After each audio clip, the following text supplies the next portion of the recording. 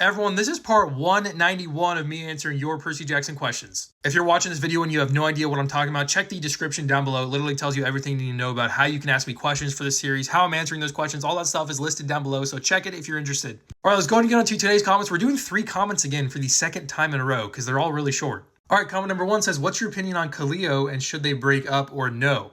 A lot of people are interested in this for some reason. I don't really understand why. Like, I've answered this question many times before. Khaleo is fine. Like, I'm under the impression, I'm not one of those people that says like, oh, Calypso's thousands of years old, so she shouldn't be with Leo, who's like 16 years old. I don't believe that. Because Calypso, like on Ojija, she says that time is like basically meaningless. So she doesn't even really experience passage of time in the same way that we do. So for her, she might not feel thousands of years old. So like, I'm fine with them being together from an age standpoint, but like, just as a couple, you know, I also think they're okay just as a couple. I think Leo deserves to have somebody. He was the 7th wheel in the Heroes of Olympus series. He deserves to have somebody to cherish. Because as the wise Cody Martin once said when asked, how do you lose a woman?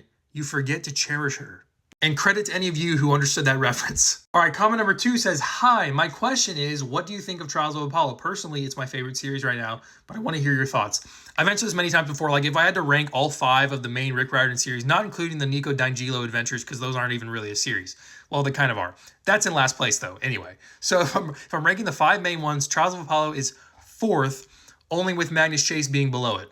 I just don't think it's nearly as strong as Percy Jackson or Heroes of Olympus or the Kane Chronicles. Like, there's a big leap in quality from the Kane Chronicles to Trials of Apollo. And by leap, I mean negative leap, because the Trials of Apollo is significantly worse. Like, the only thing that gets me through the Trials of Apollo is that it has the returning characters from the Heroes of Olympus series. That is the only thing that keeps me going. It was very hard to get through it the second time I read it. Yeah, because I've only read the Trials of Apollo 2 times, because I literally don't want to read it again, honestly, because it was just that hard to get through. I don't know how this video turned into me just ranting about the Trials of Apollo series, but yeah, I don't think it's a great series, honestly. So that's the last I'm going to say about it. All right, moving on to the third and final comment of the day. This one just says, Nico D'Angelo has the stronger raw power than Percy Jackson. Not even a question. Come on. But I'm going to say I have to disagree with this statement. I don't think he does. Like, don't get me wrong. Nico is super powerful. He can raise the dead. He can... Well, that's the main thing he can do.